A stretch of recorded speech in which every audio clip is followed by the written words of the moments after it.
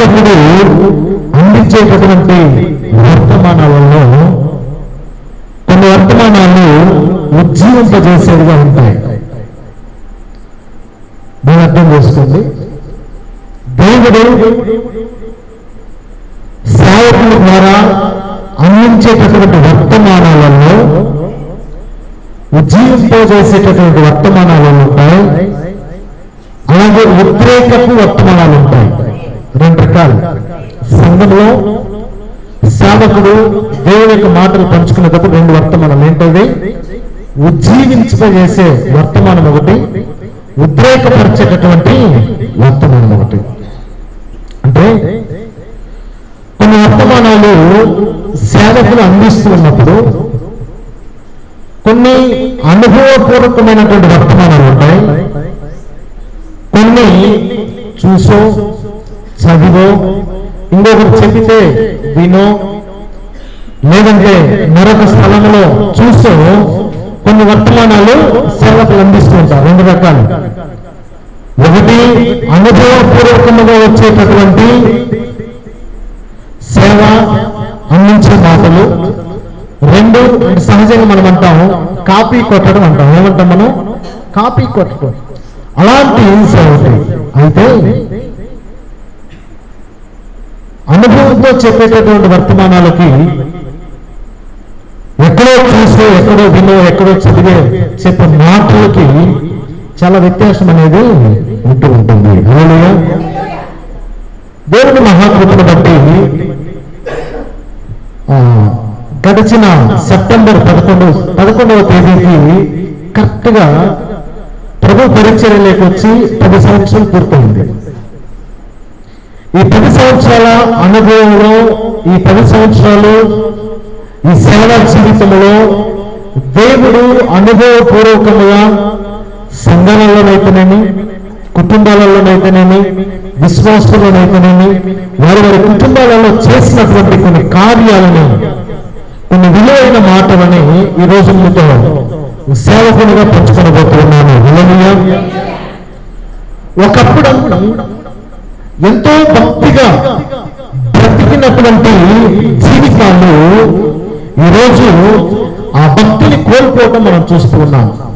ఒకప్పుడు భక్తిగా జీవించినటువంటి కుటుంబాలు ఈరోజు ఆ భక్తిని కోల్పోవడం మనం ఏం చేస్తామో చూస్తూ ఉన్నాం.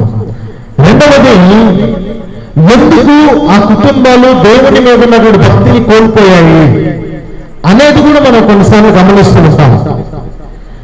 మరికొన్ని కుటుంబాలలో ప్రారంభంలో మరికొన్ని కుటుంబాలలో ప్రారంభంలో ఏ భక్తి అయితే ఉంటుందో ఈ రోజు కూడా అదే భక్తితో వారికి ఉన్నటువంటి భక్తిని పోగొట్టుకోకుండా అదే భక్తిలో జీవించే కుటుంబాలు కూడా కొన్ని ఉంటూ ఉన్నాయి. అంటే ఈ 10 సంవత్సరాల్లో ప్రారంభ దశలో ఒక భక్తి కలిగినటువంటి కుటుంబాన్ని చూసినప్పుడు ఈ రోజు వరకు కూడా అదే భక్తితో జీవిస్తున్న కుటుంబాలు మనం కొన్ని చూస్తుంటే, మొదట ఏ భక్తి ఉన్నదో, మొదట ఏ మంచితనం ఉన్నదో, మొదట ఏ విశ్వాసం ఉన్నదో, ఈ మొదట ఎలాంటి అనుభవం అంటే దేవుని ఎడల ఆశ ఉన్నదో, ఆపేక్ష ఉన్నదో, అదే అనుభవం, అదే ఆపేక్ష, అదే మంచితనం, అదే విశ్వాసం ఈ 10 సంవత్సరాల అనుభవంలో ఉన్నవారిని కూడా మనం చూస్తూ ఉన్నాం. అయితే అలాంటి వారిని మనం ఏమంటామంటే ఏ మార్పు లేకుండా జీవించేవాళ్ళు. మూడవ తెగ ఈ 10 సంవత్సరాల్లో ఆ సేవా జీవితంలో ఏ ముడతైనా, ఏ మచ్చైనా, ఏ కలర్మైనా లేనటువంటి విశ్వాసం కూడా మనం చూసాం. ఏ ముడత కానీ, ఏ మచ్చ కానీ, ఏ కలర్కం లేనటువంటి విశ్వాసం కూడా మన యొక్క అనుభవంలో చూసాం. అయితే కొన్ని కుటుంబాలు ఎదిగిన తర్వాత దేవునిలో పతనమైనటువంటి కుటుంబాలు ఉన్నాయి. మరి కుటుంబాలు ఎంత ఎదిగినా కూడా వారికి ఉన్నటువంటి భక్తిని పోగొట్టుకున్నటువంటి కుటుంబాలు ఉన్నాయి. రెండు రకాలు. ప్రారంభంలో ఉన్నటువంటి భక్తి చివరిలో లేకుండా పోగొట్టుకున్న కుటుంబాలు ఉన్నాయి. ప్రారంభంలో ఏ భక్తి అయితే ఉందో ఈ 10వ సంవత్సరం కూడా ఆ భక్తిని పోగొట్టుకోకుండా అలాగే నిలబెట్టుకున్నటువంటి కుటుంబాలు కూడా ఉన్నాయి. అంటే అదే భక్తిలో వారు ఈ 10 సంవత్సరాలు ఏం చేయగలిగారంటే పెరగగలిగారు. అందుకే దానికి కారణం ఏంటంటే మనల్ని నడిపిస్తున్నటువంటి సేవకుడు దానికి కారణం. మరొకరి మీద మనం ఆ నిందను మోపకూడదు. ప్రారంభంలో ఉన్నటువంటి భక్తి 10వ సంవత్సరం ఆ విశ్వాసంలో లేదు అంటే దానికి కారణం ఎవరంటే విశ్వాసి కాదు, కారణం ఎవరంటే సేవకుడే. అందుకే యెషయా పుస్తకం 53వ అధ్యాయం 11వ యెషయా పుస్తకం 53వ అధ్యాయం 11వ వచనంలో కొంత భాగం తర్వాత ఉంటుంది. నీతిమంతులైన నా సేవకుడు జనుల దోషములను భరించి తనకున్నటువంటి అనుభవ జ్ఞానము చేత అనేకులను నిర్దోషులుగా చేయను. హల్లెలూయా. ఎవరు చేయగలరు అన్ని? నీతిమంతుడైన సేవకుడు మాత్రం చేయగలరు. నీతిమంతుడైన సేవకుడు అంటే లాభాపేక్ష లేనటువంటి వాడు. ఏం లేనటువంటి వాడు? లాభాపేక్ష లేనటువంటి వాడు. ఈ కుటుంబాన్ని మనం ఏదైనా అంటే సంఘానికి రావటం మానేస్తారేమో, వీళ్ళని మనం ఖండిస్తే మన దగ్గరికి రావటం మానేస్తారేమో, లేదు ఈ విషయం చేయకూడదని మనం చెబితే మనకు దగ్గరికి రావటం ఎప్పుడైతే ఒక విశ్వాసి సంఘానికి దూరం అవుతాలని సేవకుడు ఆలోచించి విశ్వాసం ఏమనకుండా ఏది చేసినా కరెక్ట్ అంటాడో ఆ సేవకుడు నీతిమంతుడు కాదు. బాగా గమనించాలి. ఆ సేవకుడు, ఎందుకంటే సంఘము అనేది మనది కాదు. సంఘం అనేది ఎవరిది? దేవుడిది. సంఘం అనేది ఎవరిది? దేవుడిది. మనము ఎప్పుడు కూడా దేవుడి మీద ఆధారపడే సంఘాన్ని నడిపించాలి. దేవుడి మీద ఆధారపడే మన సంఘానికి రావాలి. ఆమేన్. మనుషుల కోసమో లేదా కుటుంబాల కోసమో మన సంఘాన్ని ఎప్పుడు కూడా పక్కతోవలో పోతుంటే చూస్తూ ఊరకూడదు. అందుకనే మొదట ఎవరయ్యా అంటే నీతిమంతుడైనటువంటి సేవకుడు ఉన్నాడంటే ఆ సేవకుడు ఏం చేస్తాడంటే ఆ సంఘంలో ఉన్నటువంటి వారి దోషములని అవసరమైతే భరించి తనకున్నటువంటి అనుభవం చేత అనేకులను ఎలా చేస్తారంట? నిర్దోషులు. ఎలాగంటే సంతోష్ నువ్వు చేయటం తప్పు. ఏం చెప్తారు? సంతోష్ నువ్వు చేయటం, సంతోష్ రేపు పొద్దున్న వెళ్ళి మందిరానికి రాలేదనుకోండి, అది ఎవరికి లాస్ అంటే సంతోష్కే లాస్. కానీ ఈనాడు అనేక మంది సేవకులు ఏమనుకుంటున్నారంటే సంతోష్ రాకపోతే ఎవరికి లాస్ అనుకుంటున్నారు? సంఘానికి లాస్ అనుకుంటారు. సంఘానికి ఎప్పుడైతే లాస్ అంటే సంఘానికి ఎప్పుడైతే కొరతని మనం ఆలోచిస్తామో సంతోష్ తనున్నటువంటి స్థితిలోనే ఉంటాడు. తన నిర్దోషిగా దేవుని సన్నిధిలో మార్పు చెందలేడు. తను మారాలి అంటే ఖచ్చితంగా దేవుని వాక్యం ద్వారా మనం ఏం చెప్పాలంటే ఖండించాలి, బుద్ధి చెప్పాలి, సరిదిద్దాలి. అలాంటి సేవకులు ఉన్నప్పుడు అనేక రకాలుగా అంటే వారికి ఉన్నటువంటి అనుభవాలతో సేవకులకు ఉన్నటువంటి అనుభవం చేత ఒక అవిశ్వాసిని విశ్వాసిగా మార్చగలడు. మనం ఒక అవిశ్వాసిని విశ్వాసిగా మార్చగలడు. అందుకనే ఎప్పుడు కూడా అనుభవం కలిగినటువంటి సేవకులు కావాలి అంటూ ఉంటాం. అంటే ప్రియమైనటువంటి దేవుని పిల్లారా, ఈ 10 సంవత్సరాల అనుభవంలో కొన్ని సంఘాలు మనం చూసినప్పుడు, మీకున్నటువంటి అనుభవంలో కొన్ని సంఘాలు మీరు చూసినప్పుడు ఎంతో ఎత్తుకు ఎదిగినట్టుగా ఉంటాయి, కానీ పడిపోయినటువంటి సంఘాలు ఈరోజు అనేకం ఉన్నాయి. ఎంతో ఉద్యమంగా సాగిన సంఘాలు ఉన్నాయి, కానీ ఈరోజు ఆ సంఘాలు ఏమైపోయాయి? పడిపోయిన స్థితిలో ఉన్నాయి. కొన్ని సంఘాలు ఉద్యమంగా నడిపిస్తున్న సంఘాలు ఈ రోజు కూడా కొన్ని సంఘాలు ఉద్యమంగా నడిపించబడుతూ ఉన్నాయి. అంటే ప్రారంభంలో ఆ సంఘంలో ఏ మంట అయితే ఉనిందో అదే మంట నేటికి ఉన్న సంఘాలు ఉన్నాయి. ప్రారంభంలో ఏ మంట అయితే ఉనిందో ఆ మంట లేక ఈ రోజు కూలిపోయినటువంటి సంఘాలు ఉన్నాయి. హల్లెలూయా, హల్లెలూయా. అంటే కొన్ని సంఘాలు మన యొక్క అనుభవంలో చూస్తే వర్తిల్లి కుప్పలా కూలిపోయాయి. కొన్ని కుటుంబాలు కూడా వర్తిల్లి అయ్యా అలాంటి కుటుంబం ఈ ప్రాంతంలో మనకు కుటుంబం లేదు, కానీ ఈరోజు ఆ పేరు లేదు. కొన్ని సంవత్సరాలు బాగుంది ఆ కుటుంబం, కానీ ఈ రోజు ఏమైపోయిందంటే ఆ కుటుంబానికి ఉన్న మంచి పేరు, ఆ కుటుంబంలో ఉన్న విశ్వాసం, ఆ కుటుంబంలో ఉన్న నమ్రత అన్ని కూడా కుప్పలా కూలిపోయాయి. ఈ రోజు ముందున్న స్థితి వారికి లేదు అనే కుటుంబాలు కొన్ని ఉన్నాయి. ప్రారంభంలో ఆ కుటుంబం గురించి ఏదైతే మాట్లాడుకున్నారో ఈ 10 సంవత్సరాల తర్వాత కూడా ఆ కుటుంబం గురించి అలాగే గొప్పగా మాట్లాడుకునే కుటుంబాలు కొన్ని ఉన్నాయి. వీటికి కారణం ఏంటి?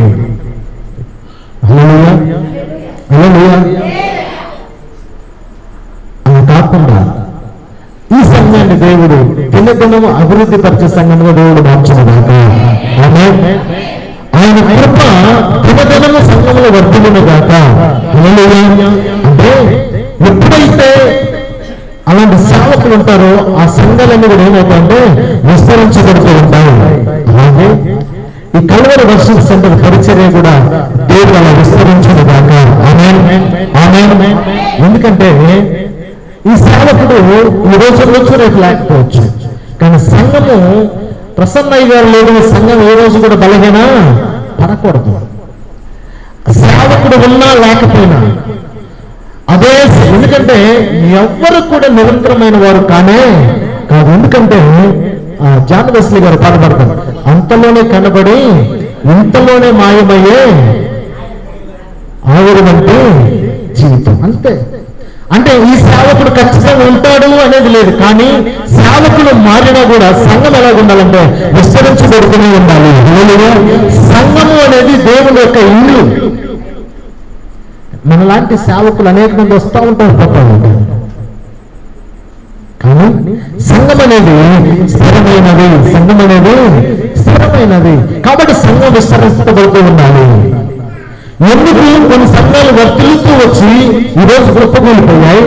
ఎందుకు కొన్ని కుటుంబాలు వర్తిల్లుతూ వచ్చి ఈరోజు కుప్పకూలిపోయాయి? ఏమి జరుగుతూ ఉంది? మన కుటుంబం కానీ మన ఆత్మీయ జీవితం కానీ 10 సంవత్సరాల ముందు మనం ఎలా ఉన్నాం, ఈరోజు మనం ఎలా ఉన్నాం? 10 సంవత్సరాల ముందు మన కుటుంబం ఎలా ఉంది, ఈ రోజు కుటుంబం ఎలా ఉంది? 10 సంవత్సరాల ముందు మన సంఘం ఎలా ఉంది, ఈ రోజు మన సంఘం ఎలా ఉంది? ఈరోజు పరిపూర్ణ స్థితిలో ఉంటాయి. ఎందుకు ఆ పరిపూర్ణ స్థితిలో మనం ఉండవలసి వస్తుంది అని అంటాడు సామెతల పుస్తకం 30వ అధ్యాయం 18-19 వచనాలు. సామెతల పుస్తకం 30వ అధ్యాయం 18-19 వచనాలు. నా బుద్ధికి మించినవి 3 కలవు, నేను గ్రహించలేనివి 4 కలవు. అదేమనగా అంతరిక్షమున పక్షిరాజు కాడ, బండ మీద సర్పము. గమనించాలి. మన కుటుంబము కానీ, ఇక్కడ ఉన్నటువంటి మనందరి కుటుంబాలు కానీ, మన సంఘము కానీ, మన పరిచర్య కానీ, దేవుడు మనకిచ్చిన పరిచర్య కానీ దినదినము వర్ధిల్లుతూ ఉన్నాడు. ఎక్కడ కూడా కుప్పకూలి పడిపోకూడదు. కుప్పకూలి పడిపోకుండా ఉండాలి అంటే మనం ఏమి చేయాలి? ఈ వాక్యం మనకు నేర్పిస్తుంది. అక్కడ అంటాడు, నా బుద్ధికి మించినవి 3 కలవు. ఏంటట? 3 కలవు. నేను గ్రహించలేనివి 4 కలవు. నా కలలో అవేవనగా అంతరిక్షముల పక్షిరాజు జాడ, బండ మీద సర్పము జాడ. భక్తుడైనటు సొలొమోను అంటున్నాడయ్యా, నేను గ్రహించలేనివి నా బుద్ధికి అంటే నా జ్ఞానానికి మించిన ఉన్నవి. ఒక యవనస్తుడైనటువంటి సేవకుడు, ఇప్పుడు మన ప్రభా లాంటి సేవకుడు, ఇప్పుడు మన ప్రభా పాస్టర్ గారు, ఇప్పుడు చూడండి, ఇప్పుడు మన ప్రభా లాంటి ఒక సేవకుడు పోయి ఒక సీనియర్ సేవకుడి దగ్గరికి వెళ్ళానంట. ఎవరి దగ్గరికి? ఒక ఎక్స్పీరియన్స్ పాస్టర్ గారి దగ్గరికి వెళ్ళాడంట. వెళ్ళి ప్రభా ఏం అడుగుతున్నాడంటే, అయ్యా మీరు నాకంటే 30 సంవత్సరాలు సీనియర్. ఎన్ని సంవత్సరాలు? 30 సంవత్సరాలు సీనియర్. నేను ఇప్పుడే బైబిల్ ట్రైనింగ్ ముగించుకోను. ఒక 6 నెలలుగా నేను కల్వరి వర్షిప్ సెంటర్ లో పాస్టర్ గా పనిచేస్తా ఉన్నాను. మా పాస్టర్ గారు అందుబాటులో లేరు. నాకు ఒక చిన్న డౌట్ వచ్చిపోయా. ఏంటి ప్రభా పాస్టర్? ఏదో పాస్టర్ గారు అని అడిగారు. ఆయన ఏం చెప్పాడంటే, అయ్యా సామెతల పుస్తకం 30వ అధ్యాయం 19వ వచనం ఒక మాట ఉంది. ఏముంది అక్కడ?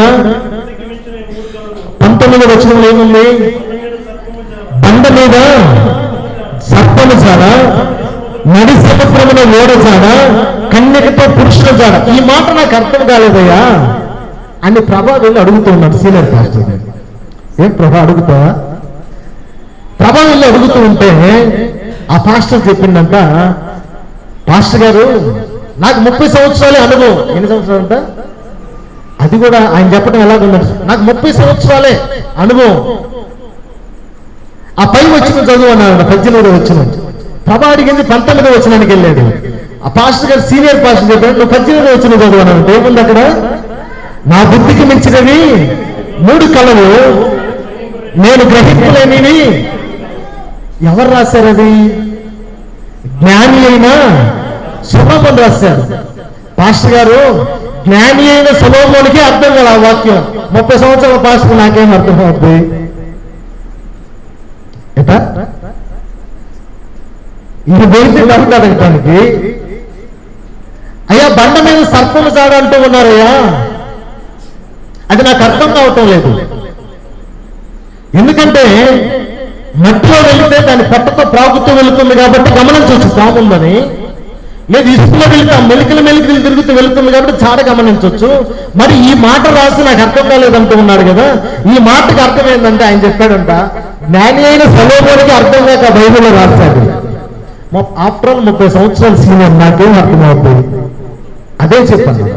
ఇంకేం చెప్పాలి ప్రభు మమ్మల్లోకి వచ్చి? ఆయన కూడా అదే చెప్పారు. అయితే ఈ వర్తమానం మర్మయుక్తమైనదని సొలొమోను అక్కడ రాశాడు మనకి. అయ్యా దేవా, నా జ్ఞానానికి మించుంది ఈ మాట, నా జ్ఞానానికి మించు. ఈ మాటను నేను అర్థం చేసుకోవాలి. హల్లెలూయా. బండ మీద సర్పము జాడని నేను గుర్తుపట్టలేకపోతూ ఉన్నాను. ఆ బండ మీద సర్పము నేను గమనించలేకపోతున్నాను. ఆ బండ మీద సర్పము ఎలాగ పయనిస్తుందో నేను చెప్పలేకపోతూ ఉన్నాను. ఎందుకంటే ఆ బండ మీద సర్పము జాడను గమనించడం నా వల్ల కావటం, నా బుద్ధికి మించుంది అది. నా జ్ఞానాన్ని మెచ్చి ఏ దేశంలో వచ్చి నాకు బహుమానాలు వచ్చారు.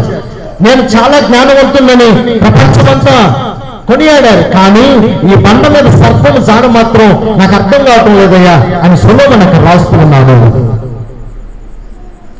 ఇప్పుడు మనం గమనించాలంటే బండ ఎవరు, సర్పం ఎవరు? బండ సంఘానికి గుర్తుగా ఉంది. బండ ఎవరు గుర్తుగా ఉంది? సంఘానికి గుర్తుగా ఉంది. ఎలాగంటే 1 కొరింథీయులకు రాసిన పత్రిక 10వ అధ్యాయంలో 4వ వచనంలో పౌలు అంటాడు. 1 కొరింథీయులకు రాసిన పత్రిక 10వ అధ్యాయం 4వ వచనాన్ని చదివితే పౌలు భక్తుడు అక్కడ అంటూ ఉన్నాడు,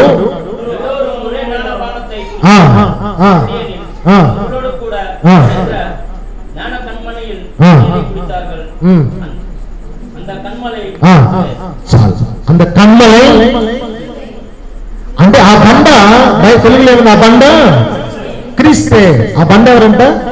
క్రీస్తు. ఆ బండ అయినటువంటి క్రీస్తు మత్తయి సువార్త 16వ అధ్యాయం 18వ వచనంలో పేతురును పిలిచి చెబుతూ ఉన్నాడు. మత్తయి సువార్త 16వ అధ్యాయం 18వ వచనంలో ఆ బండ అయినటువంటి బండకు సాదృశ్యంగా ఉన్న ప్రభు అయినటువంటి యేసుక్రీస్తు వారు పేతురును పిలిచి ఒక మాట చెబుతూ ఉన్నాడు. ఈ బండ మీద, ఆ బండ మీద ఏముందంట? ఇప్పుడు బండ అంటే ఎవరు? సొలొమోను అదే చెప్తా ఉన్నాడు. సొలొమోను ఏం చెప్తున్నాడు? సొలొమోనుకి అర్థం కాలేదు 30 సంవత్సరాల పాస్టర్ నాకేం అర్థం అవుతుంది అనేది కాదు. ఇక్కడ బండ క్రీస్తు అయినప్పుడు క్రీస్తు చెబుతున్నాడు, ఈ బండ మీద ఏం కడతాను? నా సంఘాన్ని కడతాను. హల్లెలూయా. బండ అనేది జీవము కలిగినటువంటి దేవుని యొక్క సంఘానికి గుర్తు. ఆ జీవము కలిగినటువంటి సంఘమైనటువంటి ఈ దేవుని సంఘం మీద ఎవరున్నారంట? సర్పం. సర్పం దేవునికి సదృశ్యం, సాతానుకు సదృశ్యం. అయ్యా ఈ సంఘం అనే బండ మీద ఇది నీ సంఘం, కానీ ఈ సంఘంలో సర్పము చాడ ఎక్కడుందనేది నేను గమనించలేకపోతున్నాను. ఎందుకంటే అందరూ విశ్వాసులే, అందరూ బాప్తిసం తీసుకునే వాళ్ళే, అందరూ పాట పాడే వాళ్ళే, అందరూ ప్రార్థన చేసే వాళ్ళే, అందరూ మోకరించే వాళ్ళే, అందరూ కానుకలు సమర్పించే వాళ్ళు. కానీ ఎక్కడో ఒక సర్పం ఉంది. అది ఎవరిలో ఉందో నేను కనిపెట్టలేకపోతా ఉన్నా. హల్లెలూయా. అంటే పౌలు గారి యొక్క ఆలోచన అది. ఈ బండ ఎవరు? సంఘమే. బండ ఎవరంట? సంఘమే. ఈ సంఘంలో సర్పము జాడు ఎక్కడుంది? హల్లెలూయా. హల్లెలూయా. ఎందుకు ఈ మాట అన్నారంటే, ఇప్పుడు మనమందరం పామును చూసారా? పాముని చూసారా? పామును చూసాం అందరం. మనం పామును గమనించినప్పుడు మట్టిలో వెళుతూ ఉంటే పాము యొక్క జాడలు పడతా ఉంటాయి. ఆ పొట్టతో ప్రాకినప్పుడు ఇక్కడ పాము వెళ్ళింది అని. పల్లెటూర్లలో మన గ్రామాలలో కానీ గమనిస్తే మేకలు లేదా పశువులు తోలుకొని పోయినప్పుడు ఇక్కడ పాము ఉందంటాం. ఏముందంటాం? ఎందుకని? ఆ జాడను బట్టి. కొన్నిసార్లు ఇసుకలో అంటే ఆ పశువులను మేపడానికి వెళ్ళినప్పుడు అక్కడికి ఇసుక ఏదైనా ఉందంటే ఆ ఇసుకలో ఆడటానికి వెళ్ళటానికి ముందు వెళ్ళి చూసినప్పుడు ఏదైనా జారలు సారలు కానీ ఉంటే ఈ ప్రాంతంలో పాము ఉంది. రెండు విషయాలు, పాము ఆ ప్రాంతంలో ఉంది అని కనిపెట్టడానికి ఇసుకలోనైనా మట్టిలోనైనా ప్రాకినప్పుడు దాని యొక్క ఆ ప్రాకుడు కనిపిస్తుంది. లేదంటే పాముకు కుషం అనేది ఒకటి ఉంటుంది, 15 రోజులకు ఒకసారి నెలకు ఒకసారి దాన్ని విడుస్తూ ఉంటుంది. ఏం ప్రతాప్ చూసావా లేదా? చూసాము. అంటే ఆ రెండు గుర్తులే పాము ఉందని కనిపెట్టడానికి గల ముఖ్యమైనటువంటి గుర్తులు. కానీ ఆ సారల బండ మీద కనపడదు, ఆ కుషము బండ మీద కనపడదు, కానీ బండ మీద సర్పము సాధారణున్నాడు. ఆ సంఘము అంటే దేవుని సంఘముగా పిలుచుకున్నాడు. ఆ బండ మీద సాతానుడు ఎప్పుడు వస్తాడో ఎలా వస్తాడో వాడి తంత్రం ఏదో ఎవ్వరికి కూడా తెలియదు. వాడు ఎలా క్రియేట్ చేస్తాడో అర్థమవుతుందా? అర్థమవుతుందా? ఆ బండ అనేటటువంటి జీవము గల దేవుని సంఘములకి సర్పము ఏ రూపంలో వస్తాడో తెలియదు, ఏ తంత్రము చేస్తాడో తెలియదు, ఏ క్రియ చేస్తాడో తెలియదు, ఏ ఆలోచన చేస్తాడో తెలియదు. ఎందుకంటే సర్పము ఆడుండేది మనకి కనపడటం లేదు. ఇప్పుడు మనకు కనపడటం లేదని సర్పం వాళ్ళు లేదనుకున్నామా?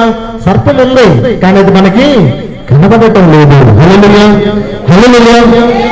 అయితే ఆ బండ మీద సర్పము అనేటటువంటి మాట ఎప్పుడైతే బైబిల్లో రాయబడిందో, ఈ రోజుల్లో సంఘము అనేటటువంటి అనేక సంఘాల్లో ఆ యొక్క సర్పముకి సాదృశ్యంగా ఉన్న సాతానుడు అనేక సంఘాలను ఈరోజు కుప్పకూలేలాగా చేసేసాడు. ఈరోజు కూలిపోవడానికి గల కారణం ఏంటంటే ఆ సర్పము జాడ తెలుసుకోలేక సంఘములో సేవకుడు, సంఘముల విశ్వాసులు ఏమైపోతున్నాయంటే సంఘాలన్నీ కూడా ఏమైపోతున్నాయి? కూలిపోతున్నాయి. సర్పము దేని గుర్తు? దేని గుర్తు? సాతాను గుర్తు. అయితే సర్పంగా పిలువబడుతున్నటువంటి సాతానుడు ఎక్కడున్నాడు? ఎక్కడున్నాడు? బండ మీద ఉన్నాడు. ఇప్పుడు బండ మీద ఎక్కడున్నాడు? బండ మీద ఎక్కడున్నాడు తెలియదు, కానీ ఉన్నాడు. ఇప్పుడు మనం చూడలేదు, కానీ అక్కడ పాము లేదు, సర్పం లేనట్ట. సర్పం ఉంది, కానీ ఎక్కడుందో తెలియదు.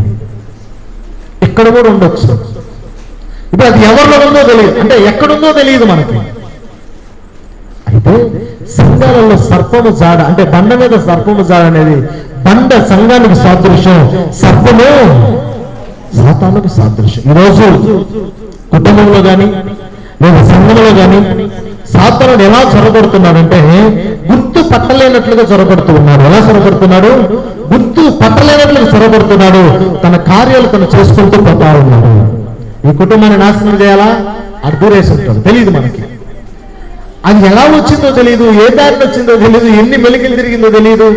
సంఘంలో కూడా అదే పరిస్థితి అయింది. సర్పము అనేవాడు కుటుంబంలోకి ప్రవేశించడం మనకు తెలియటం లేదు, సంఘంలోకి ప్రవేశించడం కూడా మనకు తెలియటం లేదు. కానీ కుయుక్తిగా సంఘంలోనైనా సరే కుటుంబంలోనైనా సరే సర్పము తాను చేసే పని మాత్రం తాను చేస్తూ పోతున్నాడు.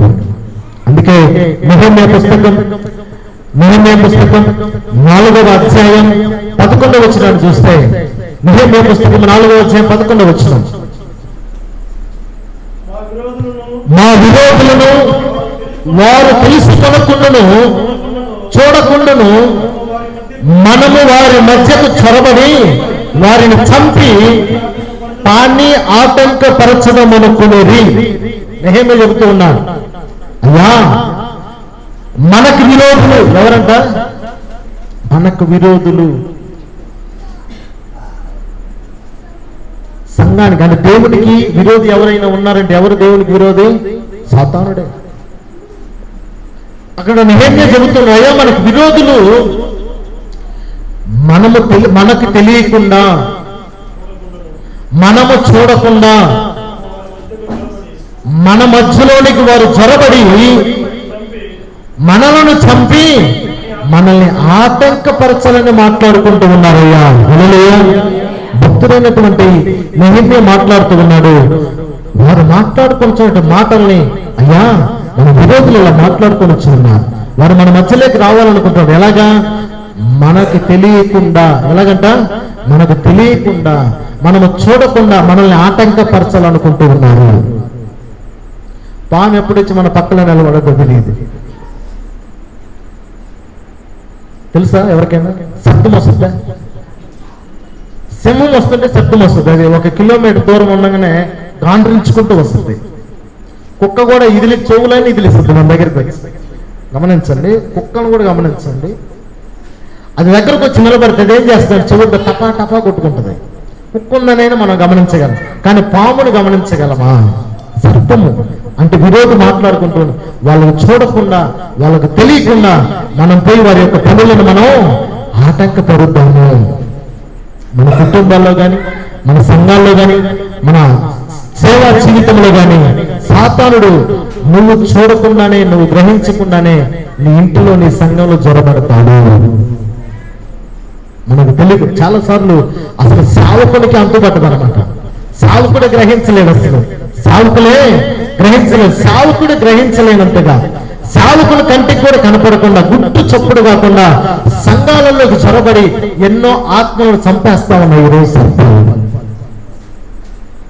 అవునా కాదా? అవును.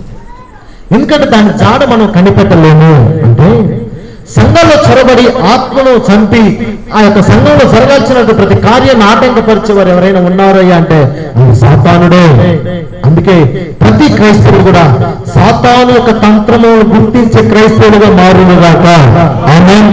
మనం మాత్రమే కాదు, భారతదేశంలో మాత్రమే కాదు, ప్రపంచంలో ఉన్నటువంటి ప్రతి క్రైస్తవుడు సాతాను తంత్రాలని తన యొక్క ప్రార్థన శక్తి ద్వారా గమనించగలిగినటువంటి క్రైస్తవులుగా మారాలి. ఆమేన్. మనం అలాంటి జ్ఞానం మనకు లేదనుకో, ఎప్పుడొచ్చి జరగడంతో పాము మనకు తెలియదు. అందుకే జ్ఞాని అయిన సొలొమోను అంటూ ఉన్నాడు, బండ మీద సర్పము జాడ ఎంత వెతికినా కనబడలేదు, ఎంత వెతికినా కనబడలేదు. అంటే కనబడలేదంటే బండ మీద సర్పం లేదని కదా దాని అర్థం. ఉన్నాడు కానీ వేదనతో చెబుతూ ఉన్నాడు, అయ్యా నీ సంఘంలో సర్పం ఉంది. బండ అంటే బండకి సాదృశ్యం ఏంది? సంఘంలో ఏముంది? సర్పం ఉంది, కానీ దాని జాడను నేను గమనించలేకపోతున్నా అని వేదనతో చెబుతూ ఉన్నాడు. అయ్యా నా బుద్ధికే మించింది, నేను ఎంతో మందికి జ్ఞానంతో ఎన్నో చెప్పాను, కానీ నా సంఘములో సర్పం ఎక్కడుందో దాన్ని కనిపెట్టడం నా జ్ఞానానికి మించింది అయ్యిందయ్యా. ఆ మాట వేదనతో చెప్పేది, ఆ మాట వేదనతో చెప్తున్నారు సొలొమోను. కాబట్టి దేవుడి బిడ్డలారా, మనమందరినీ మీ కుటుంబాలు దీవిస్తూ నేను చెబుతున్నట్టు మాటలు ఏంటంటే, అలాంటి సాతానుడు మన కుటుంబాలలోనో మన సంఘాలలోనో చొరబడకుండా దేవుని యొక్క రక్తము ద్వారా కాల్చివేయబడినగా. ఆమేన్. ఆయన యొక్క రక్తం మన కుటుంబాల చుట్టూ, మన సంఘము చుట్టూ ఆయన రక్తపు బొట్టులు మనకు కంచెలాగా ఉండేగాక. ఎందుకంటే వాడు మీ గృహాల్లో అడుగు పెట్టకుండా ఉండాలి అంటే ఆయన రక్తపు కంచె మనకు అవసరమైంది. ఆమేన్. సాతానుడు మనకు తెలియకుండా అడుగు పెట్టి ఏం చేస్తాడంటే, అసలు సాతానుడికి పేరేంటి? ఘట సర్పం. సాతానుడికి పేరేంటి? ఘట సర్పం. ప్రకటన పుస్తకం 12వ అధ్యాయం 3వ వచనానికి వెళితే, ప్రకటన పుస్తకం 12వ అధ్యాయం 3వ వచనానికి వెళితే అక్కడ ఉంటుంది ప్రకటన 12:3.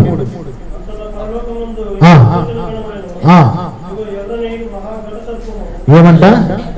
ఘట సర్పము. అది కండం 1వ అధ్యాయం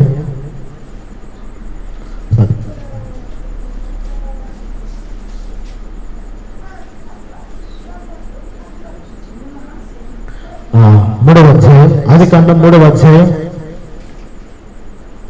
4వ వచనం.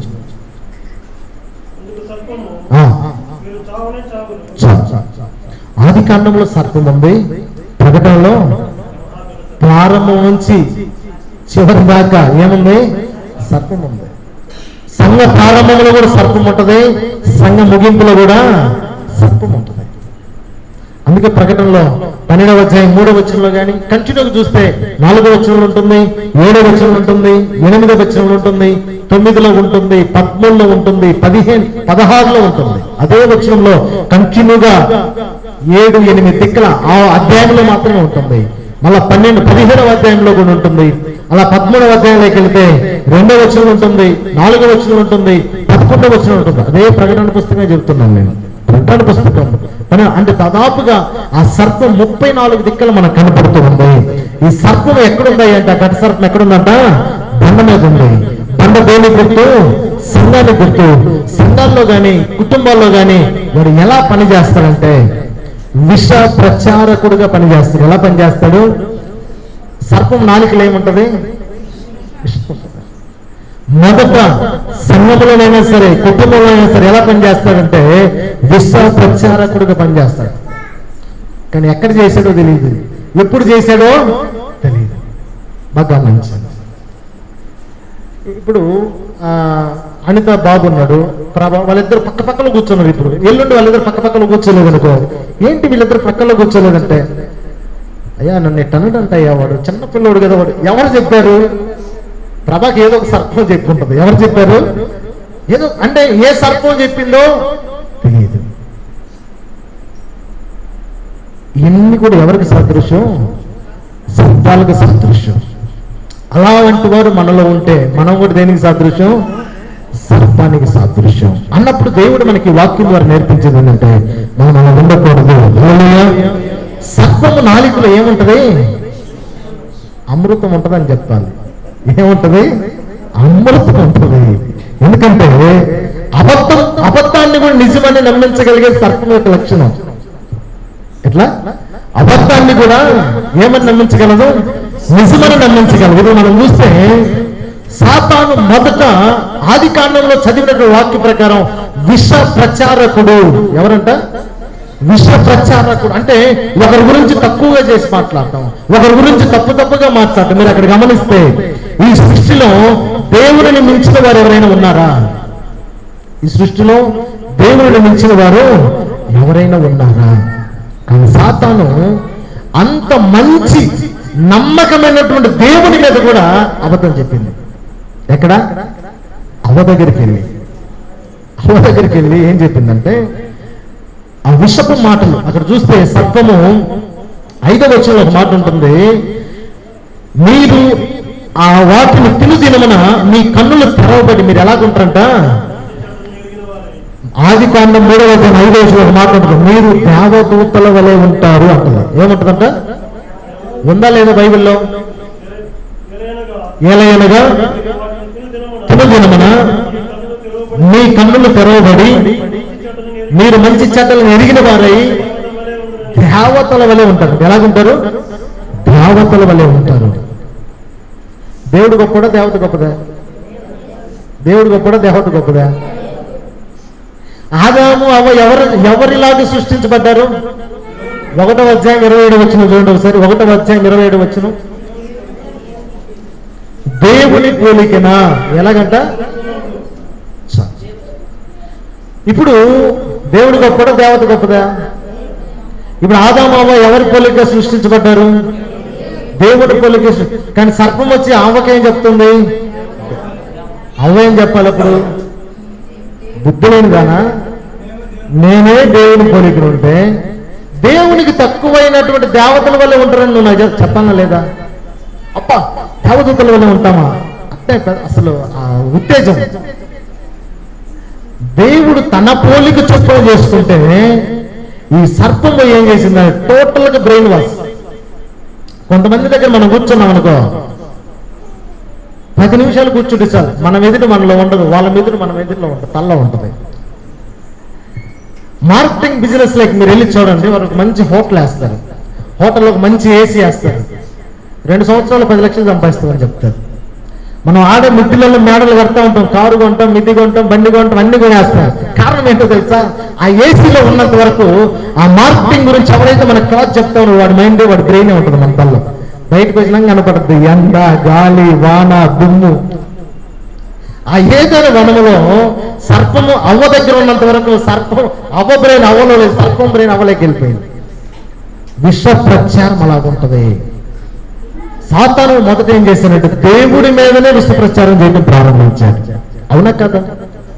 ఈరోజు ఆ విష ప్రచారం ఎప్పుడైతే ఏందో అవ్వ ఏమైపోయింది? పతనం అయిపోయింది. ఏమైపోయింది? తను పతనం అవటమే కాకుండా తనకు తోడుగా ఇచ్చిన తన భర్తని పతనం చేసింది.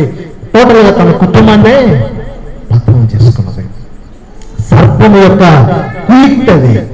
ఈరోజు సంఘాలలో కూడా అదే నేర్పిస్తుంది. నువ్వు ఎన్ని సంవత్సరాలు మందిరానికి వెళ్ళినా ఈ రోజు వరకు నువ్వు పాట పాడలేదు, ప్రార్థన చేయలేదు, నీకుండే తెలియదు, నువ్వు పెద్ద సేవకుడు అవుతావు తెలుసా అంటది. ఇది నిజమేనన్నా.